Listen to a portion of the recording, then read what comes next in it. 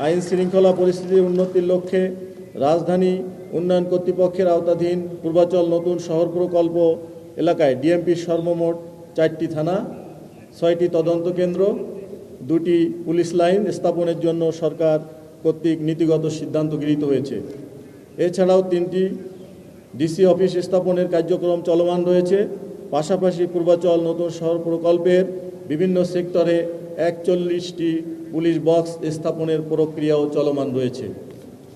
সম্মানিত উপস্থিতি, পূর্বাচল আবাসিক প্রকল্পের নিরাপত্তা ও আইন শৃঙ্খলাকে গুরুত্ব দিয়ে স্বরাষ্ট্র মন্ত্রণালয় থানাসমূহ ও তদন্ত কেন্দ্র স্থাপনের প্রশাসনিক অনুমোদন দেয়। তৎপরবর্তীতে রাজুক পর্যায়ক্রমে বাংলাদেশ পুলিশের অনুকূলে 29.21 একর জমি বরাদ্দ দেওয়ার সিদ্ধান্ত দেয়, যার মধ্যে 18.63 একর জমির দলিল রেজিস্ট্রেশন ইতিমধ্যে সম্পন্ন হয়েছে। বাকি জমির রেজিস্ট্রেশন প্রক্রিয়াধীন আছে।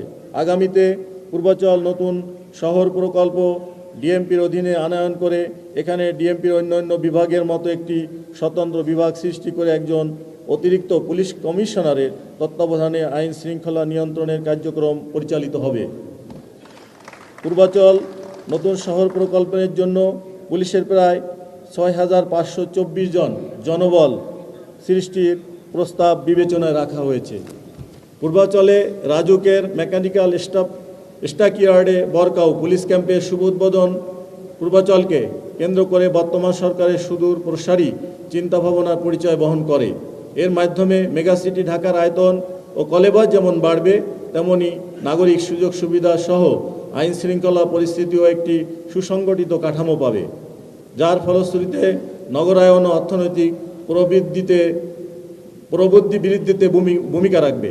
সম্মানিত উপস্থিতি, পূর্বাচল পুলিশ ক্যাম্প স্থাপন